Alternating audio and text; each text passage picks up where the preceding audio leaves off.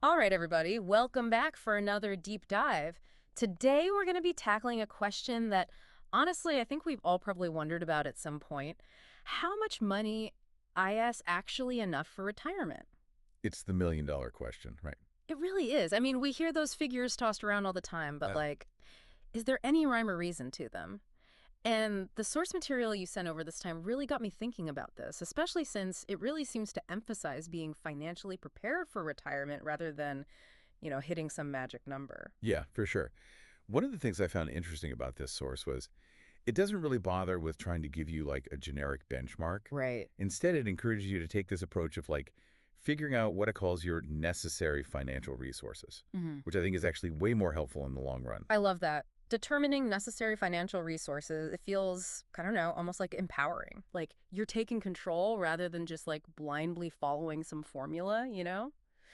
But what does that actually look like in practice? Like when we say determining necessary financial resources, how do we actually go about doing that? It's kind of like think about planning your dream vacation, right? Okay.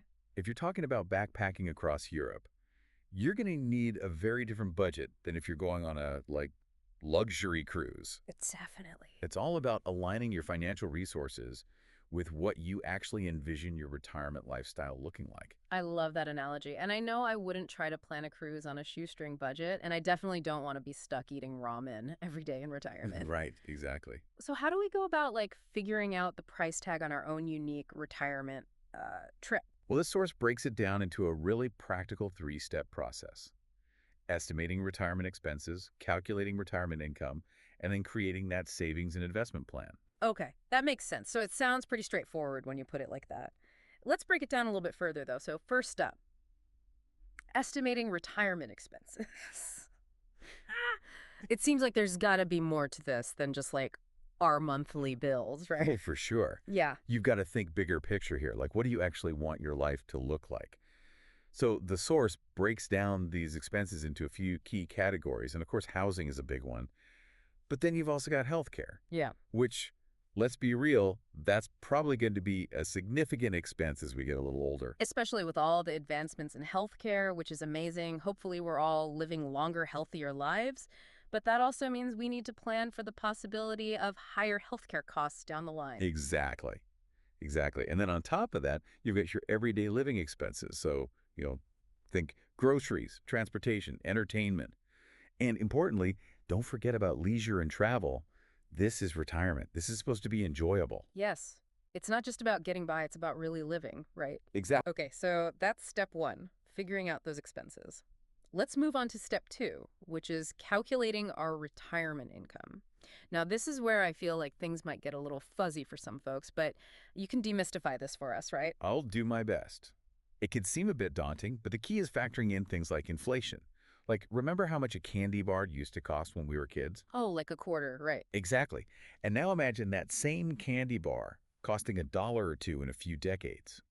That's inflation. And the source points out that if you're aiming for, say, a comfortable retirement on $50,000 a year today, Okay. factoring in even moderate inflation, you might actually need closer to like $80,000 per year in 20 years just to maintain that same purchasing power. Wow, okay, that is a powerful illustration. I mean, it really highlights why just stashing money under the mattress is not a retirement strategy, right? It really isn't. And that's where smart investing comes into play. Yeah, yeah. Although before we jump to that too quickly, we've also got to factor in potential sources of income beyond just our personal savings. Like, do you have a pension? What's your Social Security going to look like? Those kinds of things, if they apply to you, of course. Right, right. It's about putting together that full picture of everything that's coming in. Okay, so we've got our projected expenses, we've estimated our income. This brings us to step three, which is creating the savings and investment plan. And I feel like this is where the rubber meets the road, right? This is where we start actually building toward that retirement vision. And the source really emphasizes how important it is to just establish a consistent savings habit from the get-go. Think of it like you're paying your future self first. I love that because it takes the sting out of it, right? It's like it's not even deprivation, it's a gift to your future self. It is. And then, of course, there's the question of investing wisely. And the source mentions a few things. Stocks, bonds, real estate. These all, of course, have different levels of risk associated with them, different potential returns. And that's where, like, your risk tolerance really comes into play, It's right? huge, yeah.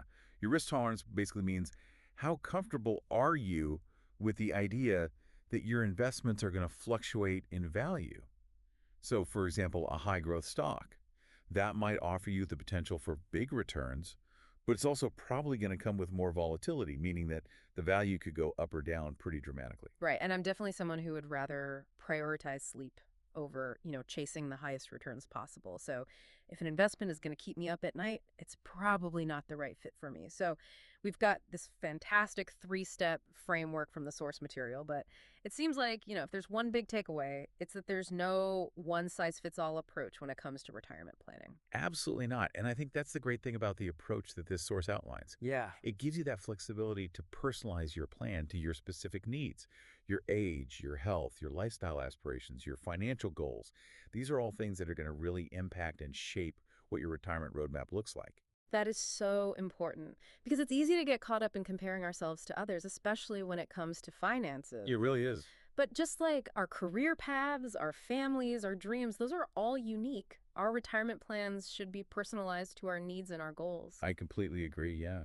And I think another important thing to remember is that as we move through different life stages, our relationship with money might change too. What we prioritize in life might look different in our 30s than does in our 50s, and that's okay. Wow, that is such a good point. I hadn't explicitly thought about how my own relationship with money and what I prioritize might shift as I age, but that's definitely something I'm going to be reflecting on. What about you all out there? How do you think our relationship with money changes as we get older? Yeah. Something to think about, right? Hit us up on social media. Let's keep this conversation going. We want to hear your thoughts. All right, see you next time for another deep dive.